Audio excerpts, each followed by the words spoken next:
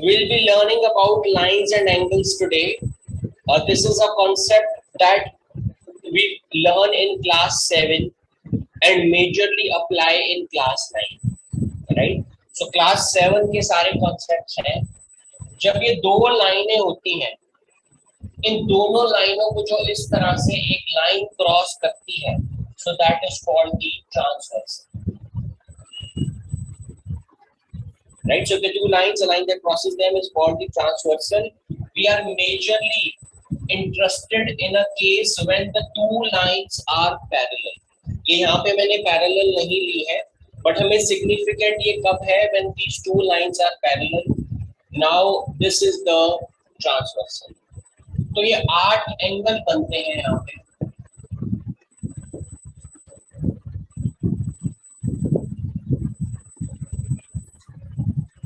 So let's see the relation between these 8 angles that we have.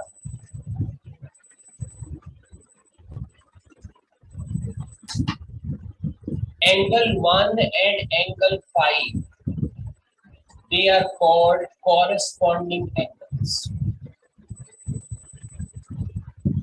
Corresponding angles क्या होते हैं? ऐसे angles which are in the similar position. ये 1 और 5 क्या है? दोनों ही ट्रांसवर्सल के राइट में है और दोनों ही हमारी जो लाइन L और M है उसके ऊपर. So such angles which have a same position, they are called the corresponding angles. ये दोनों ट्रांसवर्सल के राइट में और दोनों हमारी लाइंस L और M के ऊपर. So these are the corresponding angles. 1 और 5, इसके अलावा और कौन सा पेयर है corresponding angles का? 2 and 6. So 2 and 6 और The 3 and 7. so 3 and 7. Okay, what else? 4 and 8. 4 and 8. 4 and 8. So these are the 4 pair of corresponding angles that we have, right? So corresponding angles are always equal. जितना major angle 1 का होएगा उतना ही 5 का होएगा. अगर ये 60 degrees है तो एंगल 5 भी 60 डिग्रीज ही होगा, राइट? अगर एंगल 2 120 डिग्रीज है तो कॉरेस्पॉन्डिंगली एंगल 6 भी 120 डिग्रीज ही होगा. So you have to remember that corresponding angles are always equal.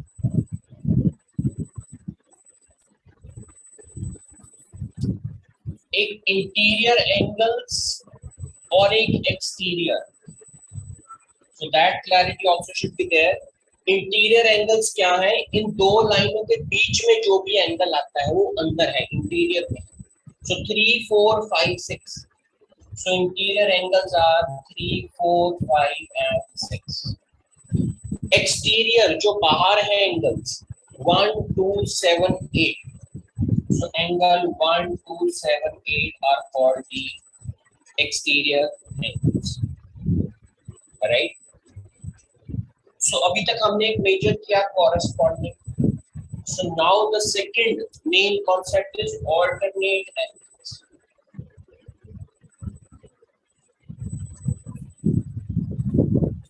Alternate angles क्या है?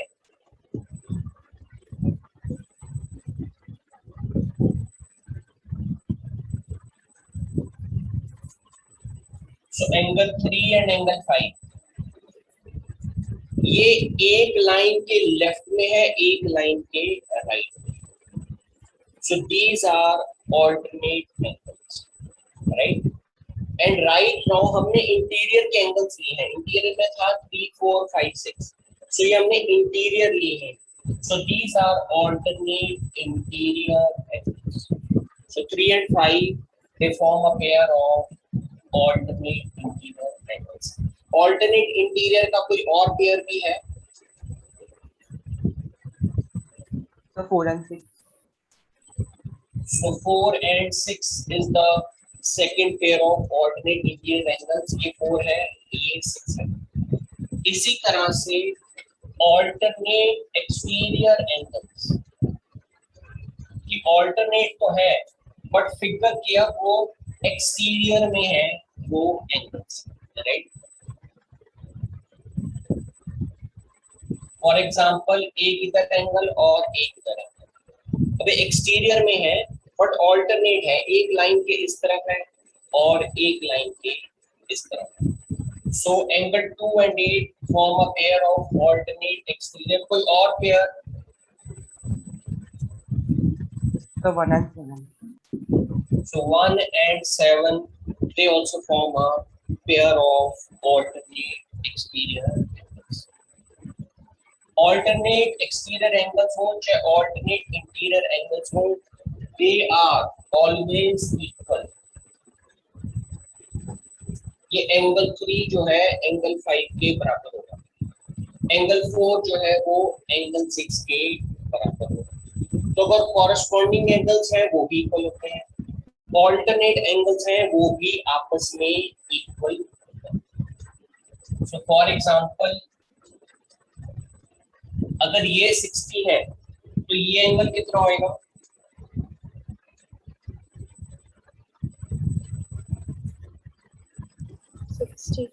60 होगा। यस, रीजन क्या दोगे? Because the lines are parallel. Lines are parallel, तो ये एंगल्स का आपस में क्या रिलेशन है? The corresponding. दोनों लाइंस के नीचे हैं, दोनों ट्रांसवर्सल के राइट में है, तो बिल्कुल सिमिलर पोजीशन में है, so such angles are referred to as the corresponding angles. ये जो मैंने अब एंगल बनाया इसका मेजर क्या होएगा? So it would be 60 again, alternate interior angles. तो ऑल्टरनेट इंटीरियर एंगल्स के रीजन से ये भी 60 होगा, सो ये दोनों 60 हैं और लॉजिकली ट्रू भी है क्योंकि दोनों वर्टिकली ऑपोजिट हैं। जब दो लाइनें आपस में ऐसे एक दूसरे को क्रॉस करती हैं, ये जो आमने सामने एंगल बनते हैं दोनों, तो these are referred to as the vertically opposite angles. ये दोनों वर्टिकली ऑपोजिट एंगल्स हैं, राइट। तो अदरवाइज हमने देख भी लिया कि ये दोनों 60-60 हैं, एक कॉरेस्पॉन्डिंग एंगल्स के कारण और एक ऑल्टरनेट इंटीरियर एंगल्स के कारण ये दोनों इक्वल हैं। So vertically opposite angles all of you understand. जब दो लाइनें आपस में ऐसे क्रॉस करती हैं तो ये जो आमने सामने एंगल बनते हैं ये इक्वल होते हैं।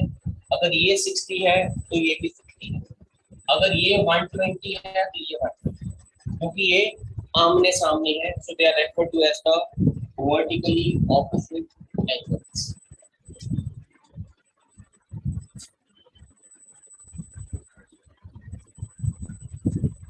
So the third category so that we need to understand is ये दो angles, right? So these are called co-interior angles, या कई बार बुक्स में इसका नाम होता है interior angles on the same side of transversal. तो जो को-इंटीरियर एंगल्स है वो ट्रांसवर्सल के सेम साइड पे होते हैं। ऑल्टरनेट में क्या था? ऑल्टरनेट में एक इस तरफ था, एक इस तरफ था, right. So in co-interior angles the angles are on the same side of transversal. तो ये दोनों जो है इन दोनों का सम होता है 1। Interior angles on the same side of transversal, so इनका सम है 1। सो यानी कि in this figure angle 4 plus angle 5, so that will be 1। So Akhil आपको क्लियर है ये दोनों एंगल्स को इंटीरियर एंगल्स होते हैं? Yes sir. ओके, सो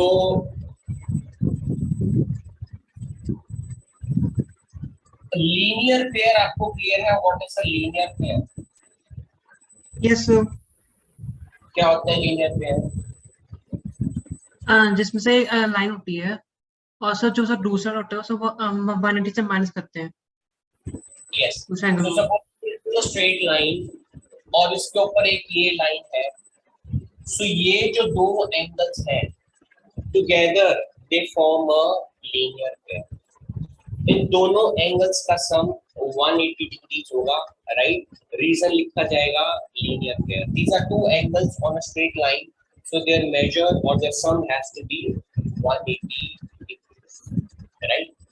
तो मेन इसमें आपको 5 चीजें आनी चाहिए as far as lines and angles is concerned. एक तो corresponding angles,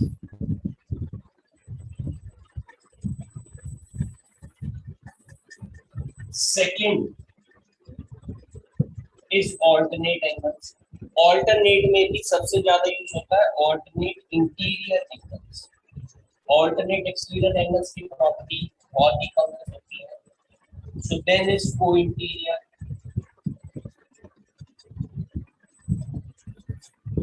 Then the fourth is linear pair. And then is the vertically opposite. So ये 5 हमें टर्म्स मेजरली क्लियर होनी चाहिए कि corresponding angles कौन से होते हैं, राइट, उनका आपस में क्या रिलेशन होता है, right. So this should be absolutely clear. So corresponding Sir, can you angles, repeat linear pair? Linear pair में एक्सप्लेन कर रहा था. सो corresponding angles का क्या रिलेशन होता है आपस में?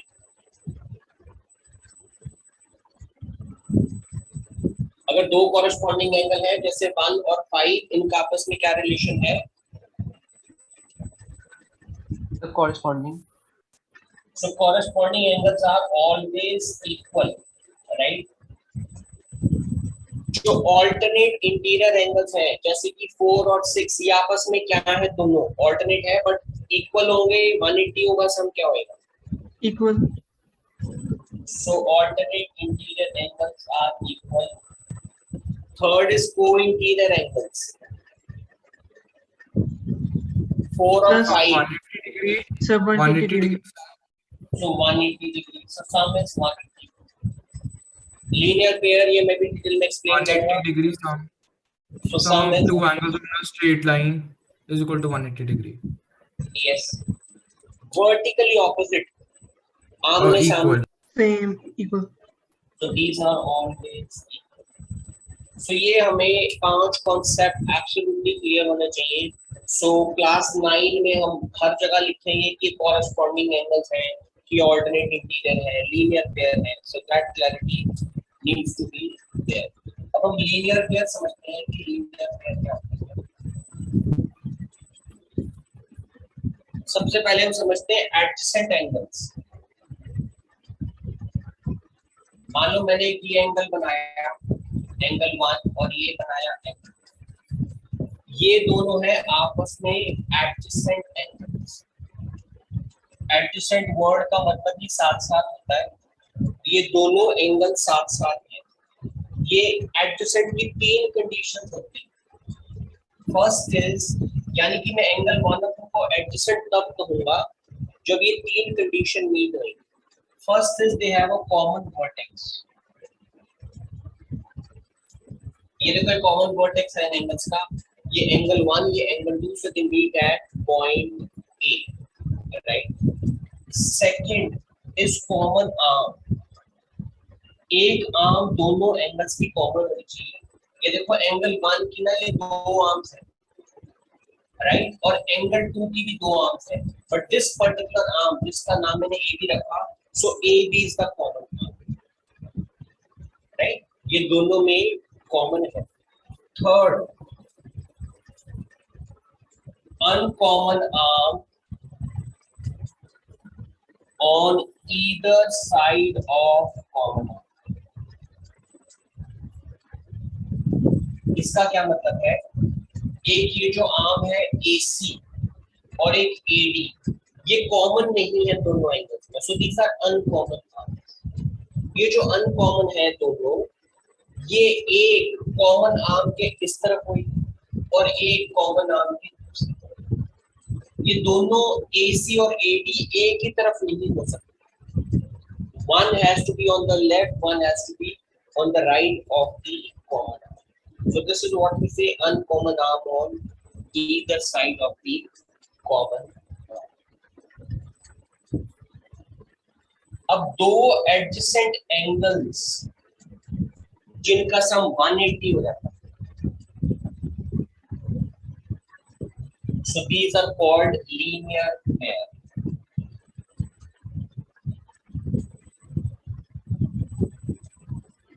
मैंने उसी फिगर को थोड़ा सा चेंज किया है।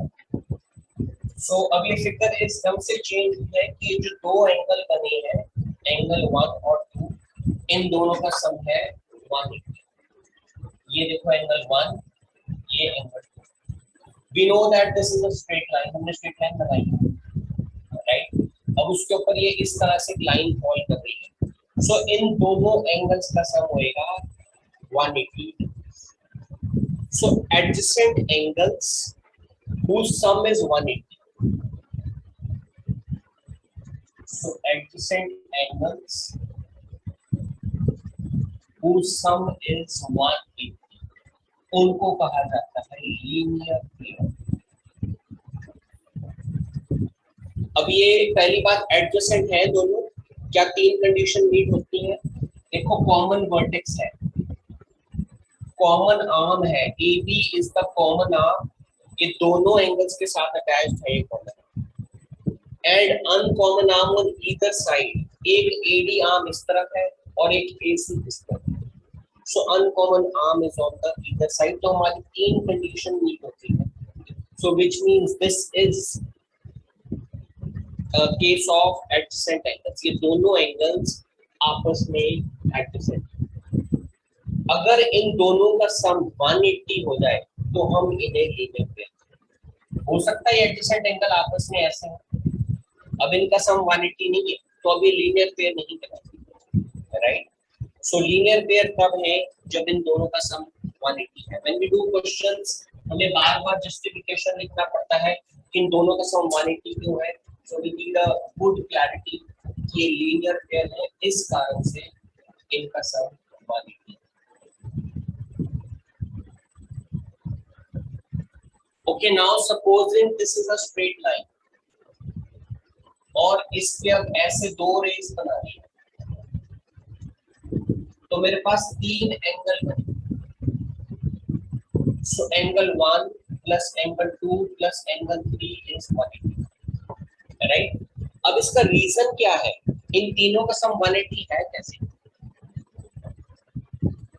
The linear pair. Linear pair is a wrong answer. Straight line. तो जब हम सर्कल में देखते हैं तो जब वो ऐसे सर्कल को सेमी सर्कल में देखेंगे तो मतलब उसका जैसे 360 होता है, उसको हाफ करेंगे तो 180 होता है, तो तीनों में बांटेंगे तो वही। हाँ, सो दैट इज फाइन, मतलब आपका थॉट प्रोसेस और लॉजिक भी है, बट जब हम ज्योमेट्री के क्वेश्चन सॉल्व करेंगे इसका हम रीजन क्या देंगे? इन तीनों का सम 180 क्यों है? This is not a linear pair, pair means two angles. अब ये तीन, दो नहीं है, अब यहाँ पे तीन हो गए, तो I can not write a reason as linear pair, मुझे इसका रीजन लिखना होगा sum of angles on a straight line. जो स्ट्रेट लाइन पे तीन एंगल होते हैं उनका सम 180। तो अगर आप इसका लीनियर पेयर लॉजिक लिख देते हैं so that is wrong, so you need to write that the sum of angles on a straight line is 180। ये सिचुएशन बार बार आती है ज्योमेट्री के चैप्टर्स में जब हम करते हैं, ये कभी चार एंगल भी हो सकते हैं, अगर ये चार एंगल भी हैं तो चारों का sum 180। So sum of angles on a straight line is 180. So lines and angles में majorly ये concept है। आपको कोई डाउट आ रहा है 7th की क्लास के लाइंस एंड एंगल्स के चैप्टर से, या जो 9th में लाइंस एंड एंगल्स का चैप्टर है, so you can ask me now.